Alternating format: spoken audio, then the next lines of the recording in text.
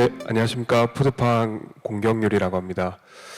우리 푸드팡 같은 경우에는 저기 식자재 유통을 하고 있거든요. 처음에는 저기 산지에서 계약 재배해서 대기업에 납품도 했었고요. 그리고 그 야채 가게도 했었습니다. 그런데 이제 그 유통의 전반을 이렇게 쭉 훑어가면서 어떤 분야가 혁신이 되어야 정말 진정성 있게 농업이 바뀔까 이런 걸 봤을 때 결국에는 앞에 발표하신 두 대표님 같은 경우에는 농업에 집중을 하시지만 중간 유통이 바뀌지 않으면 농가 소득 향상과 소비자의 공급 안정성은 안 되겠다는 생각을 했거든요. 그래서 우리 푸드팡 같은 경우에는 그 중간 유통 밸류 체인 자체를 바꿀 수 있는 기업이 돼야겠다라고 해서 이 푸드팡이 시작이 됐습니다. 그래서 여러 결국에는 농가가 있고 그 다음에 중간에 유통이 있고 소비가 있는데 소비도 일반 B2C가 있고 그 다음에 B2B가 있고 여러 그 소비 체인이 있지만 우리가 봤던 거는 식당이라는 식자재 시장이었습니다. 그래서 전국에 70만 개가 되는 식자재 시장을 우리가 디지털 전환을 한번 해보자 라고 해서 이제 시작을 했고요. 그래서 현재 푸드팡 같은 경우에는 부산하고 서울, 경기도 일부를 우리가 서비스를 하고 있습니다. 그래서 푸드팡이 바라보는 거는 우선 소비자를 잡아야겠다는 게 가장 크거든요. 그래서 이 외식업 식당들을 우리가 하나로, 그러니까 이제 식당들이 식자재를 구입하는 매입처가 15개가 넘거든요. 식당 사장님들이. 그래서 그거를 우리가 푸드팡으로만 주문할 수 있도록 하는 게 우리 푸드팡의 비전이고요. 그리고 그거를 할 수 있는 방법이 모든 물건들을 재고를 사입해서 판매하기에는 너무 많은 스큐가 필요합니다. 식당이 한식, 일식, 중식, 양식을 따지자고 보면은 거기에 쓰는 식재료를 다 갖춘다고 하면은 5만 개의 식자재가 필요를 하거든요. 그러면 그것들을 모두 재고로 둔다면은 엄청난 비용이 드는데 우리는 그러한 인프라가 그 농산물 도매 시장이라고 봤습니다. 그래서 우리가 재고를 사입하지 않아도 물건을 즉시 소싱할 수 있고 조달할 수 있는 곳이 전국에 33개가 있는 도매시장이라고 봤고요. 그래서 푸드팡은 온라인 농산물 도매시장이라는 키워드를 가지고 사업을 하고 있습니다. 그래서 아까 말씀드린 대로 푸드팡이 우선 고객을 잡기 위해서는 식당들을 열심히 모아야 되거든요. 그 식당들 같은 경우에는 평균 그 15개의 매입처에서 식자재를 사요. 식당 사장님들이 저녁에 장사 끝나고 나면. 그래서 그러한 것들이 여전히 개인 도매상이나 식자재 마트에서 사거든요. 전통적인 곳에서 이제 구매를 하는데 이 특이한 점은 이 대기업이 시장 점유율이 5%가 채 안 된다는 겁니다. 그래서 그러한 것들이 왜 이런 개인 도매상과 식자재 마트가 아직까지 유효한가라고 보면 결국에는 효율이거든요. 이 부가가치가 없는 사업이기 때문에 최고의 효율을 내지 않으면은 고객은 선택하지 않는다가 여기에 핵심이라고 봅니다. 그래서 이제 결국에는 해야 되는 거는 통합 배송이거든요. 기존의 15개의 거래처에서 물건이 식당으로 온다면 간밤에 15번의 문을 여는 거거든요. 식당의 문을. 그래서 우리 푸드팡 같은 경우에는 그 모든 다양한 품목들을 한 번에 식당 안에 냉장고, 냉동고 안까지 넣어주는 그 서비스를 하고 있습니다. 그래서 이렇게 식당 사장님들이 식자재 이 푸드팡을 가입하면 필요한 것들을 장바구니에 담아서 이 버튼 몇 번만 누르면 주문 결제창도 없습니다. 그래서 바로 식당으로 이렇게 밤 10시까지 주문하면 다음 날 아침 8시 이전에 식당의 냉장고, 냉동고 안에 재료가 이제 채워져 있게 되고요. 또 우리 결제 같은 경우에는 자동으로 결제가 됩니다. 매일매일. 그래서 결국 그 다품종 소량의 물류를 하기 위해서 우리가 푸드판 같은 경우에는 직접 물류를 하거든요. 그래서 지금 부산 같은 경우에는 반여 농산물 시장, 서울은 가락시장을 거점으로 해서 여기 가락시장은 오프라인의 플랫폼의 기능을 하고 있거든요, 이미. 모든 전국에 있는 산지의 농민들이 농산물을 가락시장으로 보내고 거기 안에 있는 중도매인들이 매일매일 경매를 보고 낙찰을 받아요. 그 낙찰을 받으면은 그거를 사러 오는 뭐 식당이라든지 아니면 저 식자재 마트라든지 또는 대기업 뭐 이런 곳들이 이제 사러 오거든요. 그래서 이 가락시장 자체를 우리가 이제 디지털 전환을 해서 가락시장에 있는 모든 상품들을 푸드팡 앱 안으로 넣었습니다. 이 말이 굉장히 간단하게 이렇게 쉽게 말씀드리지만 거기 안에 있는 농산물이라는 것도 품위와 등급이 굉장히 다양하거든요. 그리고 부르는 이름도 각기각색입니다. 예를 들면 양파라고 하면은 어떤 사람은 담아내기라고도 하고 어떤 사람은 양파라고도 하고 뭐 중량도 가지각색으로 표준화가 안 돼 있는 시장이거든요. 그래서 우리가 했던 건 지금까지 했던 건 이 도매 시장 안에 있는 상품들을 우리가 이제 표준화해서 데이터화 시키는 작업들을 했고요. 그래서 그렇게 해서 앱에 탑재를 하고 그거를 식당 사장님들이 밤 10시까지 주문하면 편하게 받을 수 있도록 하는 것들을 했습니다. 그래서 이러한 것들을 할 수 있는 게 결국 농산물이라는 거는 재고의 부담이 가장 큰 비즈니스거든요. 물론 생산하고 그거를 판매를 즉시 할 수 있으면 가장 좋지만 이 소비자가 없으면은 재고를 가지고 판매를 한다면은 최소한의 그 로스 비율을 한 20%는 잡아야 돼요. 그래서 우리는 이 도매시장 인프라를 이용해서 이 폐기율, 신선에 대한 폐기율을 0%로 할 수 있도록 이 통과형 물류와 그 재고형 물류로 나눠져 있습니다. 그래서 통과형 물류 같은 경우에는 신선 물류를 통과형 물류라고 하는데 밤 10시까지 주문하면 10시 1분에 도매시장에 있는 상인들한테 오더가 가거든요. 그 도매시장에는 약 한 가락시장 기준으로 1,700명의 중도매인이 있어요. 상인들이 있거든요. 그 상인들한테 이제 오더를 주면 그 상인들이 푸드팡이 내려준 오더에 맞춰서 상품을 포장해서 그 가락시장의 수집센터로 가져와요. 그 가져오면 그거를 우리가 식당이 주문한 장바구니대로 담아서 식당에 배송하는 통합 배송하는 일을 하고 있습니다. 그래서 뭐 일반적으로 물류를 하기 위해서 필요한 주문과 그 다음에 구매, 물류하는 시스템이 많이 있지만 우리 같은 경우에는 그 농산물 도매 시장의 중도매인이 푸드팡의 MD거든요. 푸드팡의 MD의 역할을 하고 그들이 가지고 있는 재고가 곧 푸드팡의 재고인 거거든요. 그래서 우리가 가지고 있지 않은 그 물류의 환경에서 우리가 그 상품을 관리할 수 있는 이러한 시스템들을 갖추고 있고요. 뭐 물류 같은 경우에는 한 차량이 하루에 몇 개의 식당을 배송하는 게 효율적인가, 어디를 가는 게 효율적인가, 뭐 이런 라우팅을 하는 겁니다. 그래서 우리가 이제 열심히 데이터 분석하는 거는 그 엔드 유저, 결국 고객의 정보도 정말 열심히 분석을 하거든요. 그래서 한 예로 여기 사례 유형에서 보시면은 우리 식당들은 푸드팡의 가입 진입 장벽이 굉장히 높습니다. 사업자 등록증을 제출하고 그 다음에 식당의 주소와 배송지의 주소가 다르면 배송을 안 합니다. 그래서 오로지 식당만을 우리는 가입을 받거든요.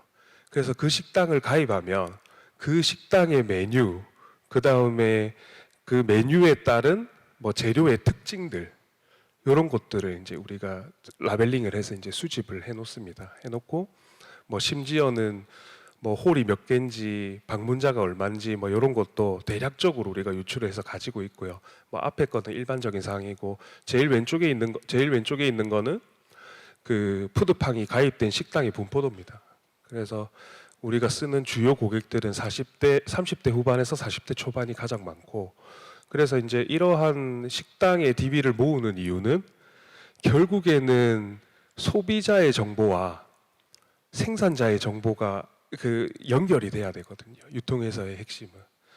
그래서 우리가 가지고 있는 것 중에 그래서 푸드팡이 가장 잘하는 게 뭐냐라고 봤을 때, 우리는 농산물에 대한 소싱과 그 다음에 그 물류 고객한테 배송하는 데까지에 대한 경쟁력은 가장 잘한다고 자신할 수 있고요. 그렇게 할 수 있는 이유가 농산물에 대한 시세라는 게 매일 바뀝니다. 사실 이제 그게 우리나라 유통 구조에서 가락시장에서 뭐 경매라는 제도 때문에 매일 시세가 바뀌거든요. 수요와 공급에 따라서. 그러면 그러한 시세들이 어떻게, 우리는 이제 프라이싱 자체를 데일리 1단위로 매일매일 바꾸거든요. 뭐 2주 단가, 보름 단가가 아닌 매일매일 시세를 바꾸는데, 여기에서 우리가 최근에, 지금은 배추 가격이 굉장히 비싸거든요. 그리고 이제 그 과체류도 조금 비싸고, 그리고 많이 들어보셨겠지만 햄버거에 그 양상추가 없을 때도 있고, 그리고 금파라고 해서 파테크 할 때도 있고. 근데 재밌는 건 그걸 기억을 해보셨다가 내년에 또 생각해 보시면 주기가 동일합니다. 그래서 그러한 것들을 우리는 여러 가지 정보를 통해 가지고, 그 여러 가지 정보라고 하는 거는 결국 날씨와, 근데 사실 이 데이터가 아니라 인간지능이거든요. 우리는 아직까지는 그 인간지능인데, 누가 이 정보를 가장 정확하게 가지고 있냐면 가락시장과 산지를 왔다 갔다 하는 화물기사님이 작황 상태를 그 시세 정보를 제일 잘 아세요. 그래서 산지에 지금 동향이 어떻고 물량이 좀 안 나고, 그리고 도매시장에서 시장에서 이제 장사하시는 분들이 요즘 장사가 너무 안 된다, 또는 장사가 좀 요즘에는 조금 돼요라고 하는 것들을 바탕으로, 뭐 물론 뭐 상개년의 데이터도 있겠지만 실제 데이터는 그러한 여러 가지 정보들을 가지고 우리가 이제 식당들의, 아까 앞에서 있던 그 식당들의 재료와 그 다음에 소비에 대한 정보를 매칭해서 그 가격을, 매입 가격과 판매 가격을 우리 시스템 안에서 결정을 합니다.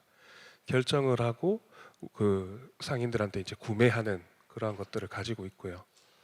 그래서 뭐 자랑하면은 저기 다른 곳 비해서 굉장히 우리는 돈을 벌고 있지만 우리 마진율은 20%입니다. 20%의 지금 현재는 23% 정도 되거든요. 23%의 마진율을 가지고 있지만 다른 곳 대비 굉장히 저렴한 가격으로 판매를 할 수가 있다, 이런 거고, 이거는 언론에서 나온 겁니다. 그래서 이거는 뭐 맛집을 그래서 제일 잘 안다는 거거든요. 그래서 푸드팡에 콜센터로 전화하셔가지고 진짜 요즘 어디가 정말 뜨고 있냐라고 하면 알려주실 겁니다. 이거는 실제로 우리 이제 회사 내부에서 쓰는, 우리 이제 직원들이 회식을 해도 우리 푸드팡 가입돼 있는 데만 가거든요. 그래서 그 먹고 싶은 식당이 있으면 실제로 영업도 하고 뭐 그러는 우리. 그래서 이 페이지의 핵심은, 우리 푸드팡은 결국 라스트 마일을, 신선 분류를 하는 회사가 키거든요. 농산물을 가장 잘 소싱하고 통합 배송을 하는데 식당까지 배송을 한다, 이렇게 이제 봐주시면 될 것 같습니다. 그래서 뭐 이거는 뭐 성장 지표인데, 꾸준하게 성장해서 올해는 경기가 요즘 너무 안 좋거든요. 식당들이 굉장히 어렵습니다.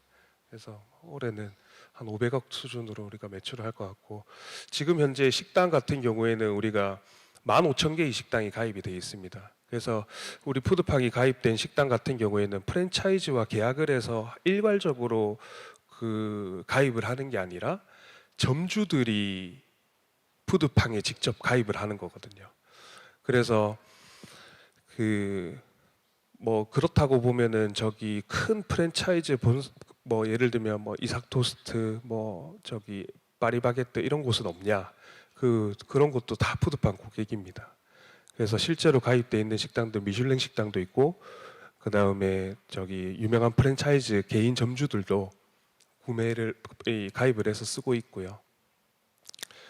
이 재미난 지표는 이 시장이 좋은 거는 여기 이제 코호트라는 건데 한 번 가입을 하면 이게 이제 층층이 매출이 쌓이는 겁니다. 층층이 매출이 쌓이는 건데 한 번 가입을 하면 꾸준하게 우리 전체 가입자 수 중에서 57%가 한 달로 보면 계속 주문하는 고객이라는 거거든요. 그래서 이제 계속 주문하고 있고요. 그래서 푸드팡이 하는 그 농산물 전반의 그 생산, 유통, 소비에서 어떠한 포지션으로 성장을 할 거냐 이런 거에서는 우리는 결국 지금 여기 소매상 농산물 도매 시장에서부터 소비자까지를 연결을 하는 거거든요. 그러니까 소비부터 이제 천천히 이제 농가로 가야 되는데 그래서 이렇게 도매상, 소매상, 소비자를 이렇게 출발로 이렇게 확대해 나가고 있습니다. 그래서 푸드팡의 앞으로의 그로스는 결국 농산물 도매 시장이 푸드팡의 물류센터거든요. 우리가 희망하는 거는 그리고 바꾸고 있는 거는 농산물 도매 시장이 지금까지는 판매장의 기능을 했거든요. 그러니까 사람들이 필요하면 와서 발품 팔아서 사고 실제로 가보시면은 대파 10단을 사야지 하고 도매시장에 가시면 충격적일 거예요. 롯데마트에 가면은 1,300원이라고 하나로 돼 있지만 도매시장에 가시면은 여기 가면 1,500원, 여기 가면 1,000원, 여기 가면 2,000원. 가격의 폭이 굉장히 넓거든요. 그래서 그러한 것들을 없애고 도매시장 자체의 기능은 물류의 기능으로 전환시키려고 노력을 하고 있고요. 그래서 전국의 도매시장을 거점으로 우리가 식당들을 공급할 수 있는 인프라를 확대하는 게 푸드팡이 이제 2024년 정도에는 확대를 하려고 합니다. 그리고 아까 그 개인 유통상이라는 그 유통업체들이 가장 효율적이거든요. 물류 창고도 없고 이런 앱도 없고 하지만 아까 마켓시어 28% 정도를 아직까지 점유하고 있는데 전체 시장 50조 중에 28%가 개인 유통상이거든요. 근데 그러한 분들이 결국 한 차량당 30개 정도 식당을 배송하거든요. 그래서 그러한 그 개인 유통상들을 우리 푸드팡 플랫폼 안으로 유입시켜서 이제 확대하는 작업들을 하고 있고요. 그래서 이들은 결국 식당을 납품하지만 영업하기 힘들고 돈 받기 힘들거든요. 그래서 그러한 그 개인 유통상들을 우리가 이제 물류의 그 기능으로 전환시키고 있습니다. 그리고 최근에 우리가 그 결국에는 이러한 이 푸드팡의 비즈니스의 본질은 유통이거든요. 그 유통은 결국 빨리 볼륨을 키우는 게 핵심이거든요. 그래서 우리가 이제 푸드팡 자체를 프랜차이즈화 시켰어요. 프랜차이즈화 시켜서 아까 그 주문부터 물류까지 솔루션화 시키고 그거를 이제 이식을 시키는 그래서 지역의 유통업체들이 굉장히 많거든요. 거기에서 1등하는 유통업체랑 우리가 지사화해서 이렇게 성장을 시키고 있습니다. 그래서 푸드팡은 식당 열심히 가입시켜드리고 그리고 통합구매로 물건을 공급해주는 그러한 것들을 하고 있습니다. 그래서 실제로 우리가 가장 어렵다는 이 제주도를 제일 첫 번째 했거든요. 그래서 지금 아까 서울, 부산, 경기 일부 하다가 뜬금없이 제주도에 우리가 지사를 냈습니다. 지사를 냈는데 제주도의 성장 실제로 푸드팡이 이제 하고 한 2년 정도의 마켓 시장 침투율 식당 수 기준으로 5%는 가져가거든요. 근데 이제 제주도 같은 경우에는 좀 더 빠른 속도로 올라오고 있고 그리고 제주도를 한 이유는 국내와 해외의 중간이라고 봤습니다. 사실은 제주도의 유통 환경이 굉장히 어렵거든요. 백화점도 없는 게 제주도거든요. 백화점이 없는 곳이 제주도거든요.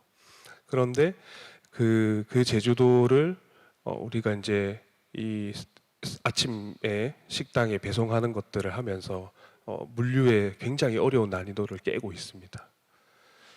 그래서 결론적으로 말씀드리면 아까 뭐 두서없이 쭉 설명을 드렸지만 결국 우리 정부에서도 마찬가지고 그다음에 모두가 바라는 거는 농가의 소득 향상이거든요.